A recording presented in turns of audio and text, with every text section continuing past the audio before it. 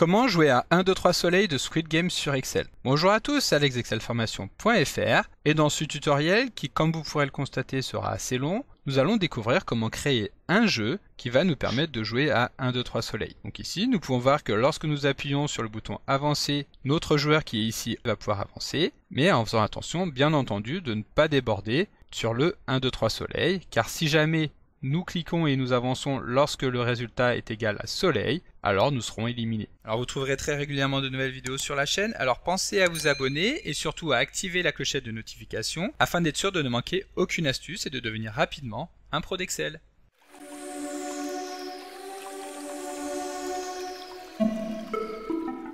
Comme d'habitude, si vous voulez être sûr de bien comprendre tout ce que nous allons voir dans le cadre de cette vidéo, vous pouvez télécharger le support de ce tutoriel ainsi que son corrigé en suivant le lien disponible dans la description de la vidéo, ce qui vous permettra de réaliser les opérations en même temps que moi pour bien comprendre tout ce que nous allons voir dans cette vidéo. Vous pouvez également télécharger ce fichier si vous voulez récupérer directement le jeu que nous allons développer, terminé afin de pouvoir y jouer directement sans avoir besoin de suivre toutes les étapes de ce tutoriel. Voilà, donc comme nous l'avons vu dans l'introduction de cette vidéo, nous allons maintenant voir comment créer un mini-jeu sur une feuille de calcul Excel et en l'occurrence nous allons vouloir créer le jeu 1, 2, 3 soleil que nous connaissons tous et que nous avons également pu découvrir dans Squid Game. Et pour pouvoir commencer ce tutoriel, nous allons créer une feuille de calcul, donc en cliquant sur le bouton plus, dans laquelle nous allons commencer par insérer l'aire de jeu. Et donc la première chose à faire va alors être de modifier la taille des cellules. Pour cela, nous sélectionnons toutes les cellules en cliquant sur le bouton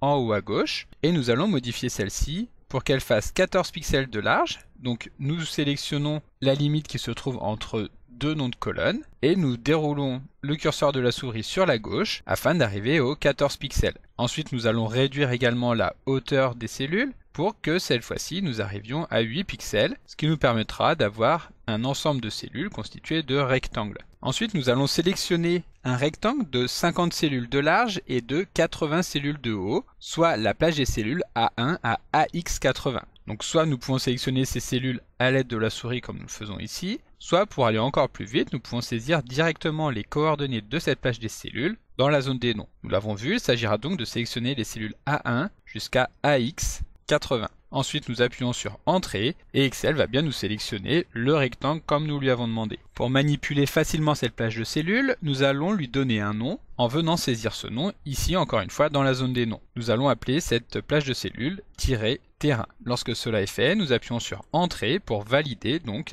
l'affectation du nom sur cette plage de cellules. Ensuite, pour pouvoir démarquer ce terrain, nous allons modifier la couleur de fond en utilisant par exemple le jaune le plus clair qui ressemble un petit peu à du sable. Puis nous allons venir placer la ligne d'arrivée, donc au niveau de la 7e ligne de notre plage de cellules. Donc nous sélectionnons les cellules A7 jusqu'à AX7. Ici nous allons placer une ligne par exemple en gris. Maintenant nous allons pouvoir repasser la zone que nous avons au-dessus, qui ne fait donc plus partie du terrain de jeu, en blanc, donc en utilisant la couleur de thème blanc. Ici nous voyons donc la différence entre les cellules qui ont un fond blanc et celles qui n'ont pas de fond, étant donné que ici nous ne voyons pas le quadrillage. Si nous voulons faire disparaître complètement le quadrillage, nous nous rendons dans le menu Affichage afin de sélectionner Quadrillage et de décocher l'option. Pour le dernier détail visuel de notre zone de terrain, nous allons insérer la poupée au centre de cette zone. Donc pour cela, nous nous rendons dans le menu Insertion, Image et nous sélectionnons une image sur cet appareil. Ensuite, nous nous rendons dans le répertoire où est insérée l'image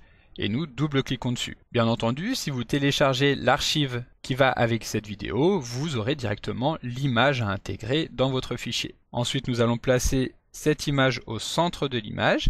Et si nous voulons supprimer le blanc que nous retrouvons en arrière-plan, nous sélectionnons à nouveau l'image, puis nous nous rendons dans le menu Format d'image afin de dérouler le menu Couleur et de sélectionner Couleur transparente. À ce moment-là, le curseur de la souris prend la forme d'une petite pipette et il suffira de venir pointer quelque part sur le blanc. Ici, nous ne voyons pas la différence, mais si nous avons des cellules en arrière-plan colorées, celles-ci apparaîtront correctement. Voilà, donc ici notre terrain est terminé pour le moment. Nous reviendrons un petit peu plus tard afin de pouvoir mettre en place une mise en forme conditionnelle afin de pouvoir afficher les différents protagonistes de notre jeu au sein de ce terrain. Avant de passer au développement de l'application, nous allons réserver 2 cellules afin de pouvoir enregistrer les diverses informations qui vont être nécessaires au fonctionnement de notre jeu. Donc nous sélectionnons une cellule qui n'appartient pas à notre terrain de jeu et nous allons l'appeler compter. Donc nous nous rendons dans la zone des noms et nous tapons donc -compter. Nous allons faire de même avec la cellule située juste à gauche que nous allons appeler -position. Alors surtout ne vous en faites pas, nous comprendrons plus tard à quoi vont servir ces cellules. Voilà, donc maintenant que nous avons mis en place notre terrain de jeu, nous allons nous atteler à la création du jeu à proprement parler, et pour cela nous allons bien entendu devoir passer par le développement d'une petite macro en VBA. Pour que ce tutoriel soit accessible à tout le monde, nous allons revenir dans le détail sur les aspects de cette macro commande, mais bien entendu, si vous souhaitez aller plus loin dans la découverte du langage VBA, vous pouvez consulter la formation disponible sur le blog excelformation.fr en suivant le lien disponible dans la description de la vidéo. Et donc la première chose que nous allons vouloir mettre en place va être de faire parler la poupée afin que celle-ci puisse énoncer le fameux 1, 2, 3 soleil. Pour cela, nous allons insérer une bulle sur la feuille de calcul en nous rendant dans le menu Insertion, puis en déroulant le menu Forme et en choisissant une forme de bulle qui nous intéresse, par exemple celle avec les coins arrondis. Ensuite, nous dessinons la bulle juste à côté de la poupée. Nous pouvons déplacer la flèche qui permet de pointer directement sur le visage de la poupée. Et ensuite, si nous le souhaitons, nous pouvons mettre en forme cette bulle en choisissant par exemple depuis le menu Format de la forme, une couleur ou un style qui nous intéresse. Ici, par exemple, nous allons sélectionner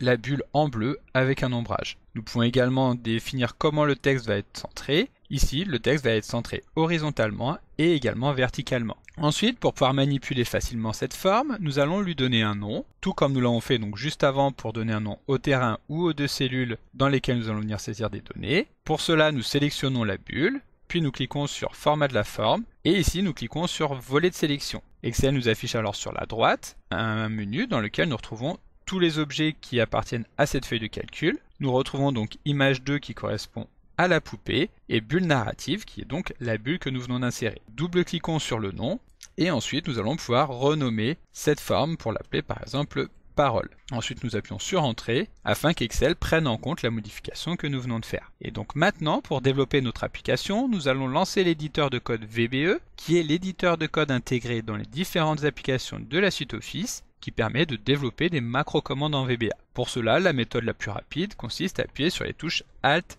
et F11. VBE s'ouvre alors et nous allons commencer par insérer un nouveau module dans notre projet, sachant qu'un module est une feuille de saisie dans laquelle nous allons pouvoir venir saisir nos macro-commandes. Pour cela, donc, nous nous assurons que le projet est bien sélectionné. Donc ici, excelformation.fr-squidgame. Ensuite, nous nous rendons dans le menu Insertion et nous cliquons sur Module. Excel nous insère une feuille blanche dans laquelle nous allons pouvoir créer nos macro-commandes. Et donc la première macro que nous allons vouloir créer va nous permettre de modifier le texte affiché dans la bulle. Pour créer une macro-commande, donc ici plus particulièrement une procédure, nous saisissons le mot-clé sub, sub, suivi du nom que nous voulons donner à la macro. Ici, il s'agit d'une macro que nous allons appeler setParole, c'est-à-dire affecter une parole. Le préfixe set, donc que nous avons défini ici, signifie que nous allons affecter une valeur à un objet, donc ici la bulle de parole, et nous verrons plus tard comment récupérer cette valeur avec une fonction que nous appellerons donc getParole, c'est-à-dire obtenir la parole.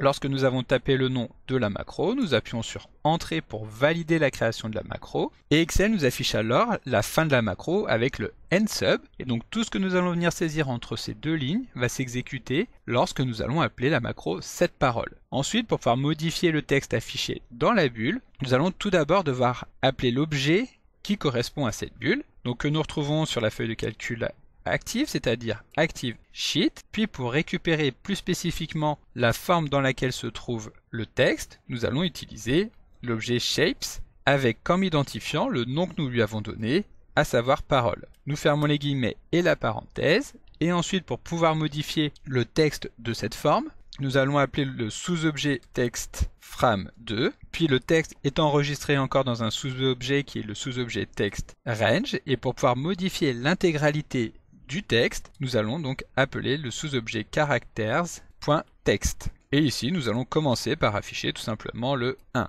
Pour tester la macro, il suffit d'appuyer sur la touche F5. Ici, il faut retirer le texte, puis appuyer sur la touche F5, et cette fois-ci nous n'avons pas de message d'erreur. De cette manière, si nous revenons sur la feuille de calcul, comme nous pouvons le constater, Excel a bien affiché le 1 directement dans la bulle. Comme nous l'avons vu juste avant, nous allons maintenant créer la fonction getParole qui va effectuer l'opération inverse, c'est-à-dire nous retourner la valeur du texte inséré dans la bulle. Donc nous revenons dans notre module et pour pouvoir créer cette fois-ci une fonction, c'est-à-dire une macro qui va permettre de récupérer une information, nous allons utiliser le mot-clé function suivi du nom que nous voulons donner à la macro, à savoir getParole. Comme tout à l'heure, nous validons en appuyant sur Entrée et pour récupérer le texte de la macro, donc nous allons récupérer ce que nous avons saisi ici et cette valeur, nous allons tout simplement la retourner en tant que résultat de la fonction getParole. Donc getParole est égal à ActiveSheet de parole.textframe2.textrange.characters.text.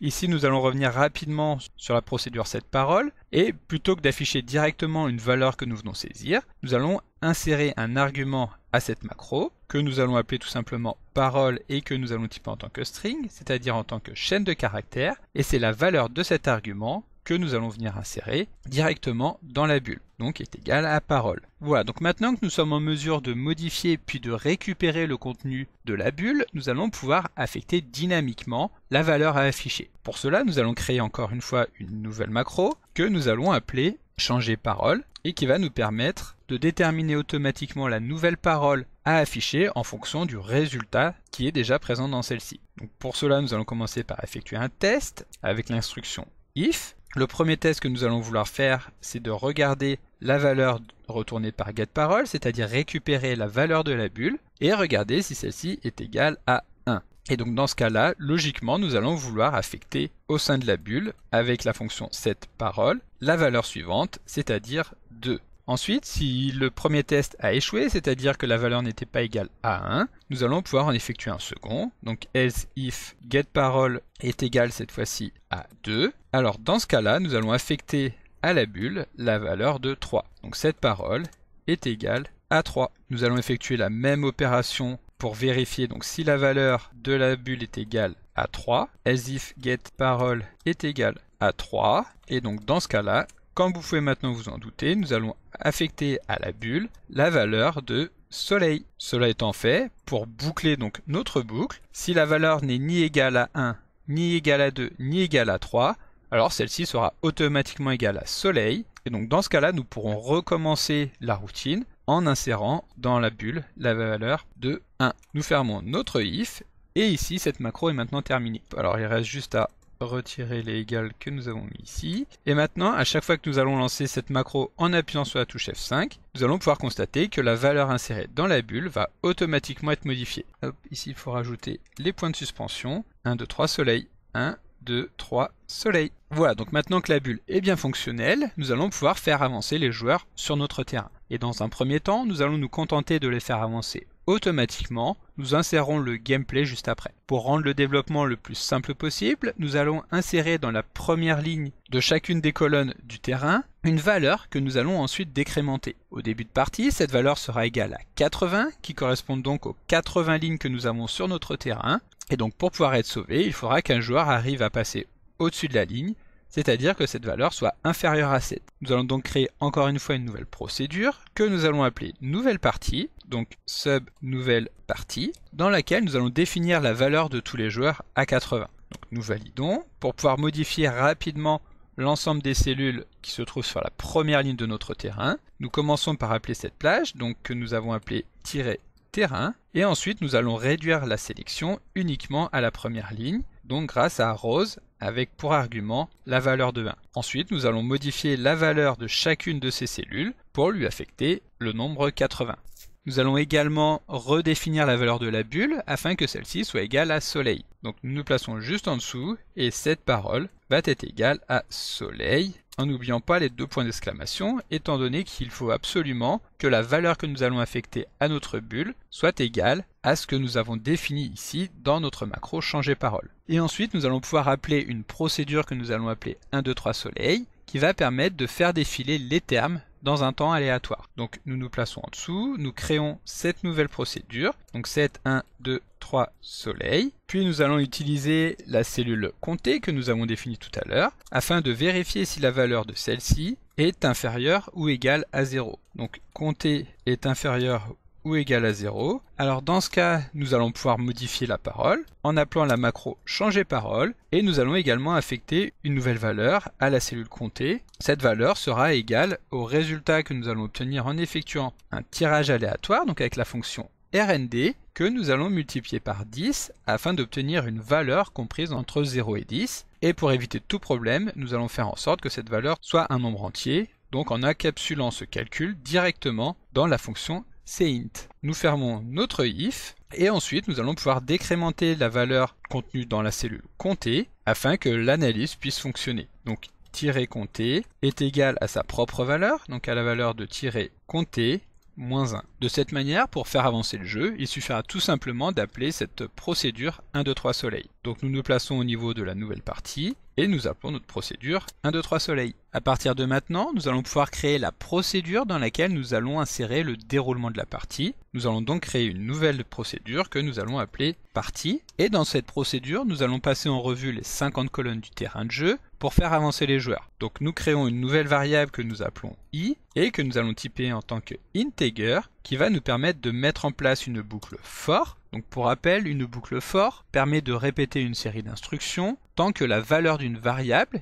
ici la variable i, sera comprise dans un intervalle donné. Ici cet intervalle va avoir pour valeur de départ la valeur de 1 et la boucle va continuer jusqu'à ce que cette valeur sera égale à 50. Ensuite, nous fermons la boucle avec un next et pour modifier les valeurs de chaque joueur, nous allons simplement décrémenter la valeur que nous retrouvons dans la première cellule de la colonne en retirant tout simplement 1. Donc pour obtenir les coordonnées de la cellule située sur la première ligne sur la colonne qui correspond à la valeur de i, nous utilisons tout simplement l'instruction cells qui demande tout d'abord le numéro d'index de la ligne, à savoir le 1, puis le numéro d'index de la colonne retourné avec i. La valeur que nous allons affecter à cette cellule sera égale à son propre résultat, donc cells de 1i, auquel nous allons retirer 1. Mais bien entendu, pour éviter d'avoir affaire à une boucle infinie, nous allons vérifier tout d'abord que la partie n'est pas terminée pour le joueur, et donc que cette valeur est bien supérieure à 7. Donc if cells de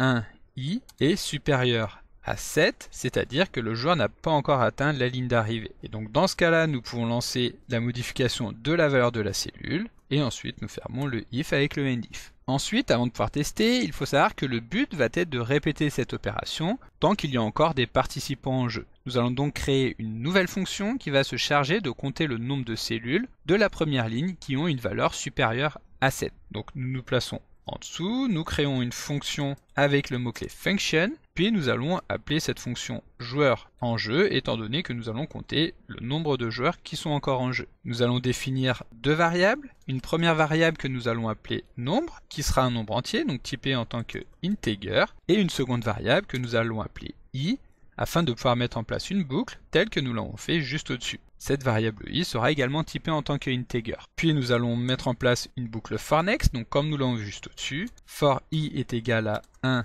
to 50, il s'agit exactement du même type de boucle. Puis nous fermons cette boucle avec le next, et à l'intérieur de celle-ci, nous allons regarder si la valeur de la cellule, donc qui pour rappel sera située sur la première ligne et sur la colonne retournée par la valeur de i, nous allons vouloir savoir si cette cellule est supérieur à 7. Hop. Et donc dans ce cas-là, nous allons tout simplement augmenter la valeur de la variable nombre. Par défaut, lorsque ici nous avons instancié cette variable, celle-ci était égale à 0, et à chaque fois que nous allons la modifier, Excel va rajouter une unité à cette variable. Donc nombre est égal à nombre plus 1. Ensuite, nous fermons le if avec un endif, et pour terminer donc notre fonction, il suffira tout simplement d'affecter à celle-ci, donc à joueur en jeu, la valeur de nombre. Il suffit ensuite d'appeler cette petite fonction pour connaître directement le nombre de joueurs qui n'ont pas encore passé la ligne d'arrivée. Nous pourrons ainsi relancer la procédure jusqu'à ce que ce nombre soit nul. Pour cela, nous revenons dans la partie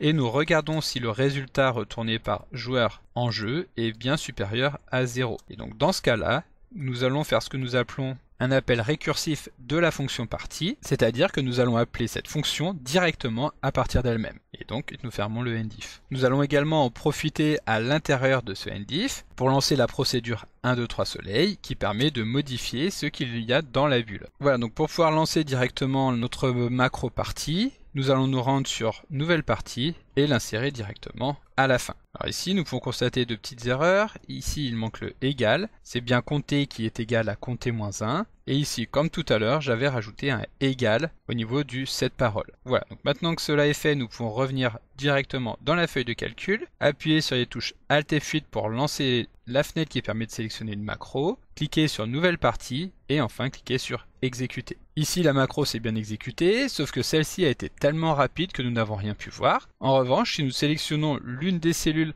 de la première ligne, nous allons pouvoir constater que celle-ci est bien égale à 7, ce qui signifie que Excel a tout d'abord affecté la valeur de 80, puis a décrémenté ses valeurs jusqu'à arriver à la valeur 7. Pour que le jeu défile un petit peu moins vite, nous allons pouvoir introduire une pause entre chaque lancement de la procédure partie. Et pour cela, nous allons utiliser la procédure que nous avions découverte dans un tutoriel dédié dont vous retrouverez le lien dans la description de la vidéo. Donc nous revenons dans notre macro, puis nous allons créer cette fonction pause. Donc sub pause, nous allons définir directement en argument la durée de la pause, donc durée pause. Cette variable, nous allons la typer en tant que single, puis nous allons définir une nouvelle variable dans laquelle nous allons pouvoir enregistrer la fin de la pause, donc dim fin pause as single. Cette variable fin pause va être égale à la valeur retournée par la fonction timer qui permet de récupérer le nombre de secondes écoulées depuis le début de la journée, à laquelle nous allons ajouter la valeur de durée pause. Ensuite, nous allons lancer une boucle do while,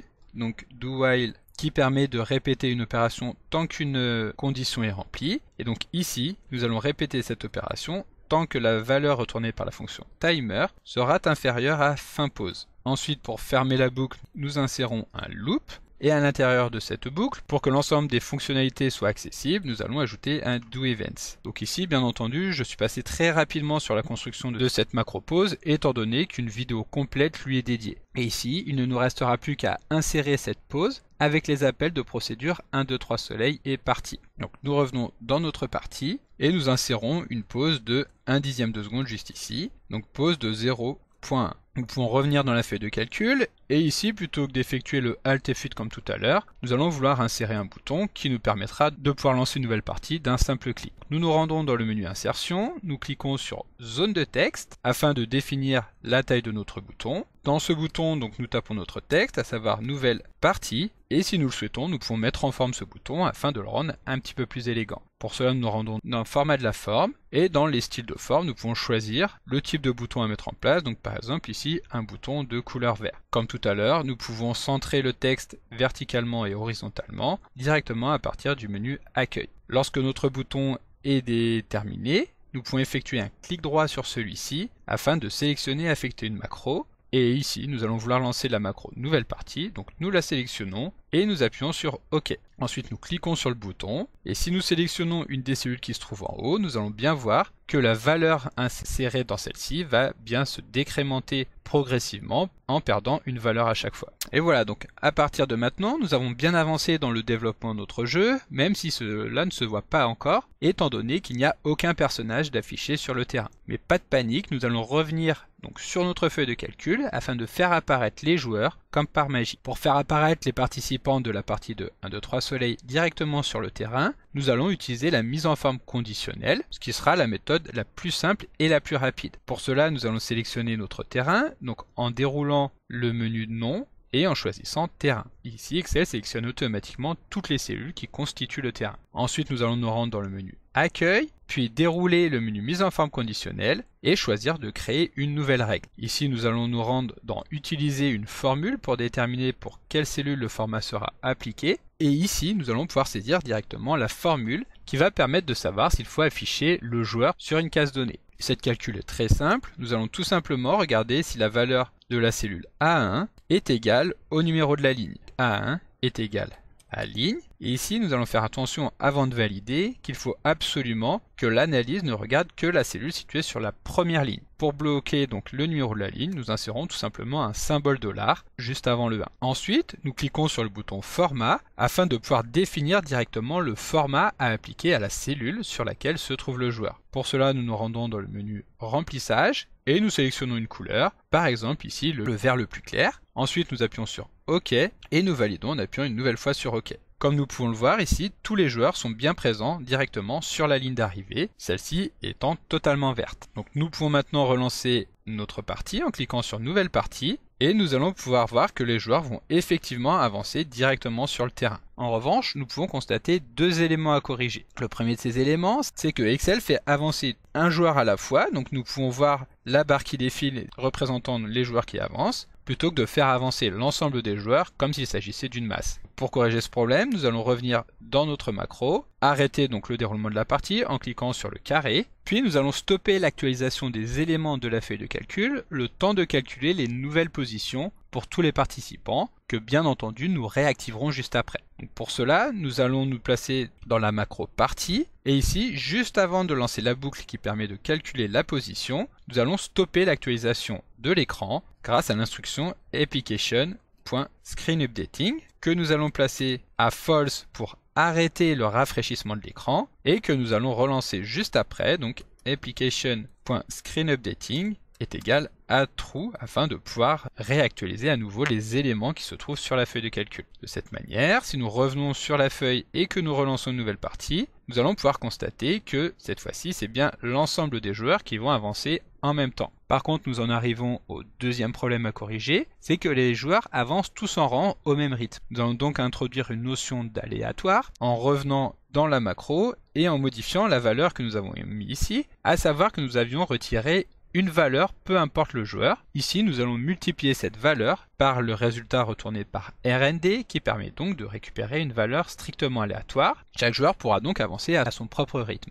Par contre, avant de pouvoir tester, nous allons devoir modifier la formule que nous avons insérée juste avant dans la mise en forme conditionnelle afin de convertir le résultat des cellules situées sur la première ligne en tant que valeur entière. En effet, ici nous allons obtenir un résultat qui sera un résultat décimal et qui ne pourra donc pas être géré par la mise en forme conditionnelle. Donc nous revenons dans mise en forme conditionnelle, mais cette fois-ci nous allons cliquer sur gérer les règles afin de pouvoir modifier des règles qui ont déjà été définies. Puis nous double-cliquons sur la règle déjà insérée. Et ici, il va tout simplement suffire d'encapsuler les coordonnées donc de la cellule A1 en tant qu'argument de la cellule ENT, ENT pour entier, qui permet donc de convertir un nombre décimal en un nombre entier. Ensuite, nous cliquons sur OK, puis appliquer pour appliquer les changements. Nous validons. Et maintenant, si nous lançons une nouvelle partie, nous allons pouvoir constater que chaque joueur va avancer à son propre rythme sur notre zone de jeu. Et voilà, donc il va maintenant être temps d'implémenter la gestion du 1, 2, 3 soleil directement dans notre jeu. Ici, donc, nous allons rappeler la règle, mais tout le monde la connaît, celle-ci est très basique. Les joueurs vont en effet pouvoir avancer à leur rythme pendant les phases de 1, 2, 3. Par contre, le moindre mouvement effectué pendant la phase de soleil est synonyme d'élimination. Et donc dans Squid Game, si vous connaissez la série, vous savez ce que cela signifie. Donc pour que les participants ne puissent avancer qu'au moment adéquat, nous revenons dans la procédure partie et nous allons effectuer un test qui va analyser la valeur de la bulle parole avant d'autoriser le joueur à avancer. Donc, nous revenons dans notre module, puis nous allons nous placer ici, donc une fois que nous avons vérifié que le joueur pouvait avancer, et nous allons effectuer un test. Nous allons regarder si la valeur retournée par getParole est égale tout d'abord à 1, en n'oubliant pas évidemment les points de suspension, ou alors si cette valeur est égale à 2, donc pour effectuer plusieurs tests, nous utilisons le mot-clé OR, qui permet de valider qu'une seule des conditions que nous allons saisir est remplie. Donc où getParole est égale cette fois-ci à 2, toujours en majuscule avec les points de suspension, ou alors pour terminer, si celle-ci est égale à 3. Donc getParole est égal à 3 avec les points de suspension. Et donc dans ce cas-là, et seulement dans ce cas-là, le joueur pourra avancer, donc avec ce que nous avons mis juste en dessous, à savoir que nous allons intervenir sur la cellule située sur la première ligne et sur la colonne numéro I. Et donc dans le cas contraire, alors évidemment, cette fois-ci, la bulle sera égale à soleil. Dans ce cas-là, le joueur ne pourra pas bouger. Mais pour pouvoir simuler une élimination, donc à savoir qu'un joueur qui ne doit pas bouger aurait quand même bougé, nous allons lancer un tirage aléatoire afin de décréter que la personne a bougé lorsque cette valeur sera inférieure à 0,1, c'est-à-dire que celle-ci a 1% de chance d'être éliminée. Donc dans ce cas-là, if RND est inférieur à 0.01, dans ce cas-là, nous allons l'éliminer et pour pouvoir simuler cette élimination, nous allons affecter à cette personne, donc à la cellule située sur la première ligne et sur la colonne numéro I, la valeur inverse, c'est-à-dire que nous allons multiplier cette valeur par -1.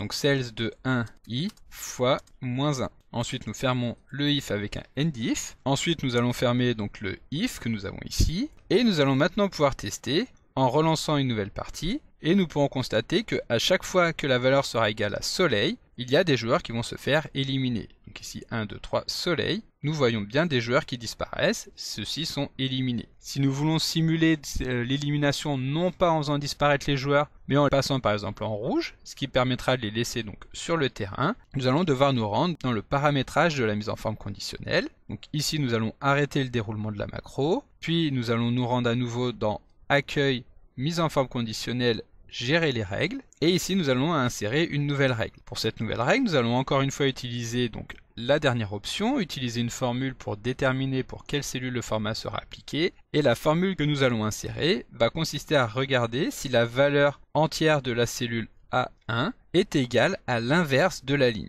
donc à savoir moins ligne. Ici nous allons définir un format avec un fond par exemple de couleur rouge, puis nous validons et nous validons. Lorsque nous allons appuyer sur appliquer, automatiquement nous allons retrouver les joueurs éliminés qui vont apparaître en rouge. Nous validons en appuyant sur OK pour confirmer la modification des mises en forme conditionnelles. Donc maintenant que le programme est fonctionnel, nous pouvons lancer une partie et voir les différents concurrents gagner ou perdre donc à la partie de 1, 2, 3 soleil. Mais comme vous pouvez le voir, le jeu n'est pas encore très rigolo étant donné que nous sommes uniquement spectateurs et qu'il n'y a aucune notion de gameplay à l'intérieur de celui-ci. Il est donc temps de rendre le jeu interactif en ajoutant une part de gameplay. Pour cela, nous allons réserver une place pour le joueur que nous ferons avancer en cliquant le plus rapidement possible sur un bouton dédié. Donc pour définir où va se placer le joueur, nous allons commencer par effectuer un tirage aléatoire compris entre 1 et 50 que nous viendrons enregistrer dans la cellule position que nous avons définie au tout début de ce tutoriel au moment où nous lancerons la partie, c'est-à-dire dans la procédure nouvelle partie. Donc nous revenons dans notre code, puis dans nouvelle partie, avant évidemment de lancer la partie. Au tout début, nous allons définir la valeur donc de la cellule position qui devra être égale au résultat retourné donc par la fonction RND que nous multiplions par 50. Ce résultat que nous allons évidemment passer en tant que nombre entier, donc en l'utilisant en tant qu'argument de la fonction cint, et auquel nous allons rajouter 1. Ensuite, pour différencier notre joueur, nous allons modifier la mise en forme conditionnelle utilisée tout à l'heure pour nous assurer que celle-ci soit appliquée sur tous les joueurs à l'exception de celui qui se trouve dans la colonne dont le numéro est stocké dans la cellule position. Nous revenons sur la feuille de calcul, puis nous allons relancer la fenêtre de gestion des mises en forme conditionnelles. Nous allons sélectionner la mise en forme conditionnelle des joueurs et nous allons ajouter une condition supplémentaire en utilisant la fonction et qui permet donc de cumuler les tests. Et ici, nous allons tout d'abord regarder si la valeur retournée par la fonction colonne, donc la fonction colonne qui permet de récupérer le numéro de la colonne d'une cellule, si celle-ci est différente de la valeur stockée dans la cellule position. Ensuite, nous insérons le point virgule pour cumuler les deux conditions. Nous validons en appuyant sur appliquer. Et à ce moment-là, donc ici étant donné que le joueur positionné sur la colonne position est déjà mort, nous ne voyons pas la différence. Mais si nous relançons une partie, nous allons pouvoir constater que dès le début, il y aura un trou qui correspondra donc à l'endroit où va se placer le joueur. Ensuite, nous revenons donc dans le gestionnaire des mises en forme conditionnelles afin de dupliquer cette mise en forme conditionnelle-ci. Donc pour cela, nous double-cliquons dessus, nous sélectionnons la formule et nous appuyons sur CTRL-C pour la copier. Ensuite, nous appuyons sur Nouvelle règle et nous allons venir coller la formule que nous venons de copier à l'instant, tout en la modifiant. Donc ici, nous n'allons pas vouloir regarder si la valeur est différente de position, mais si elle est égale à position. De cette manière, si nous cliquons sur Format, nous allons pouvoir définir une couleur spécifique qui correspondra uniquement à la couleur du joueur. Donc par exemple ici, le joueur, nous allons le dessiner dans un vert bien plus foncé. Ensuite, nous cliquons sur OK, OK à nouveau, et lorsque nous allons cliquer sur Appliquer, nous allons pouvoir voir que le joueur est maintenant dans un vert beaucoup plus foncé, même si pour le moment le joueur avance tout seul, au même rythme que les autres. Ensuite, nous allons revenir dans la procédure, afin de modifier la procédure qui fait avancer les joueurs, donc ici, et lorsque nous effectuons le test, donc qui permet de savoir si le joueur a une valeur qui est supérieure à 7, nous allons également vérifier qu'il ne s'agit pas du joueur qui nous est affecté. Pour cela, nous allons ajouter une seconde condition, et nous allons regarder si la valeur de i est bien différente de la valeur stockée dans la cellule position. Ensuite, il nous suffira d'ajouter une nouvelle procédure dans notre module, que nous allons appeler avancer et dans laquelle nous allons pouvoir définir les règles qui vont permettre de faire avancer le joueur. Pour commencer, nous allons nous contenter de décrémenter la valeur de la cellule dans laquelle se trouve la position du joueur de 1 unité. Donc ici, à l'intérieur de la procédure avancée, nous allons modifier la valeur située sur la première ligne à l'endroit réservé pour le joueur, donc que nous récupérons avec la cellule position, et nous allons définir que cette valeur sera égale à sa propre valeur, moins 1. Donc cells 1 position est égal à cells de 1 position moins 1. Nous pouvons tester, donc en revenant sur la feuille de calcul, ici nous allons insérer un bouton qui va permettre de lancer cette macro avancée. Nous cliquons sur le bouton nouvelle partie en maintenant la touche CTRL enfoncée afin de ne pas relancer une nouvelle partie. Puis nous cliquons sur une des bordures de ce bouton et sur CTRL D afin de dupliquer le bouton. Nous allons ensuite insérer le bouton à l'endroit souhaité. Nous pouvons l'agrandir pour faciliter le fait de cliquer dessus, puis nous allons modifier le texte, donc ici le bouton permet d'avancer. Si nous le souhaitons, nous pouvons également modifier la couleur du bouton, par exemple en jaune, et nous allons également modifier la macro qui est affectée en effectuant un clic droit pour sélectionner affecter une macro, et ici nous allons choisir la macro avancer. Nous cliquons sur OK. Et donc à ce moment-là, si nous lançons une nouvelle partie, le joueur qui nous est affecté ne va pas avancer, sauf lorsque nous cliquerons sur le bouton avancer, étant entendu que ici le joueur pourra avancer très rapidement et il n'aura pas à se soucier du soleil. Nous allons donc devoir compléter la macro qui permet de faire avancer le joueur, en pondérant tout d'abord la décrémentation que nous lui avons affectée, en modifiant par exemple moins 1 par un 0.4, que nous multiplions également par un RND afin d'ajouter une partie d'aléatoire. Ensuite, nous allons regarder si le joueur est effectivement dans une période qui lui permet d'avancer. Pour cela, nous récupérons le test que nous avons mis ici, à savoir que nous regardions si nous sommes sur une phase 1, 2 ou 3. Et donc dans ce cas-là, effectivement, le joueur aura le droit d'avancer. En revanche, si nous sommes sur une phase de soleil, donc else, alors dans ce cas-là, nous allons éliminer le joueur en affichant dans la bulle, donc le message « Vous êtes éliminé ». Et en plus de cela, donc nous allons le passer en négatif afin que celui-ci passe en rouge. Donc pour cela, nous copions la portion de texte que nous avons ici et nous allons définir que la valeur de la cellule va être égale à sa propre valeur multipliée par moins 1. Nous fermons le if avec un endif et pour éviter que la partie ne continue si le joueur a perdu, nous allons également insérer un test dans la partie qui permet de boucler la procédure partie. Donc ici nous avons regardé s'il y avait au moins un joueur en course. Et en plus de ça, donc nous allons ajouter un test qui permet de regarder si la valeur de la bulle est soit égale à 1, soit à 2, soit à 3, soit à soleil. Donc getParole est également égal à soleil avec les deux points d'exclamation. Nous fermons les guillemets et la parenthèse. Et donc maintenant, pour terminer donc sur le développement de notre jeu, il va uniquement nous rester à regarder si le joueur a effectivement passé la ligne d'arrivée. Et pour cela, il faudra regarder si son état d'avancée est strictement supérieur à 0, sinon cela voudrait dire qu'il aurait déjà perdu si le nombre était négatif, et en plus que ce nombre est inférieur à 7, 7 qui représente la ligne d'arrivée. Donc nous allons effectuer un copier de la portion de code qui permet de connaître sa position, donc nous la sélectionnons et nous appuyons sur CTRL-C, puis nous allons insérer un if au tout début de la procédure. Nous allons regarder si cette valeur est supérieure strictement à 0 et qu'en plus de cela, cette valeur est inférieure à 7. Lorsque c'est le cas, nous allons pouvoir afficher un message, donc cette parole. Et dans ce message, nous allons tout simplement afficher bravo, vous avez gagné, gagné. Et voilà, donc ici, étant donné que la parole ne sera plus 1, 2, 3 ni soleil, cela voudra dire que ici, la partie va automatiquement s'arrêter lorsque le joueur aura terminé. Alors ici, nous allons modifier la ligne, il ne s'agit plus d'effectuer un if, mais un else if, c'est-à-dire un sinon. Donc, else if. Et voilà, donc maintenant notre code est terminé et nous allons pouvoir le tester en revenant sur la feuille de calcul. Nous lançons une nouvelle partie, nous allons pouvoir faire avancer notre joueur. Tant que nous sommes sur le 1, 2, 3, il n'y a pas de problème. Nous allons pouvoir constater que si jamais la bulle passe à soleil, alors à ce moment-là, nous serons immédiatement éliminés. Donc 3, nous pouvons appuyer le plus vite possible et ici nous sommes éliminés. Il va donc s'agir de relancer une partie. Comme nous pouvons le constater, à chaque fois, le joueur est positionné à un endroit différent. Nous pouvons avancer. Lorsque nous allons arriver sur le 3, nous pouvons nous stopper donc afin de laisser passer la période de soleil et de reprendre la course juste après. Voilà, donc si nous voulons améliorer encore un petit peu la feuille de calcul, donc nous stoppons ici la partie. Nous pouvons sélectionner toute la ligne 1, puis effectuer un clic droit format de cellule. Et ici, dans la catégorie personnalisée, nous allons tout simplement insérer 3 points virgules afin de faire disparaître toutes les valeurs qui étaient affichées sur la ligne 1.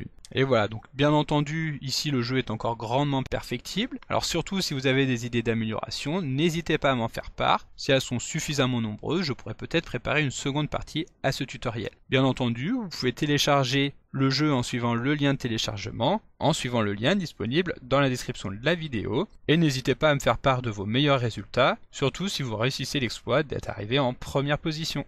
Donc comme d'habitude, vous pouvez télécharger le support de secours en suivant le lien que vous trouverez dans la description de la vidéo. Si la vidéo vous a plu, n'oubliez pas de la liker et de la partager à vos collègues et amis sur l'ensemble de vos réseaux sociaux. Et vous pouvez également me laisser vos impressions dans l'espace des commentaires, je lirai chacun d'entre eux et y répondrai avec plaisir. Évidemment, si ce n'est pas encore fait, abonnez-vous à la chaîne pour ne manquer aucune astuce. C'est également très important pour m'aider à gagner en visibilité afin de pouvoir développer la chaîne et continuer de vous proposer des tas de nouvelles vidéos. Merci d'avoir suivi cette vidéo et à très bientôt pour un prochain tuto.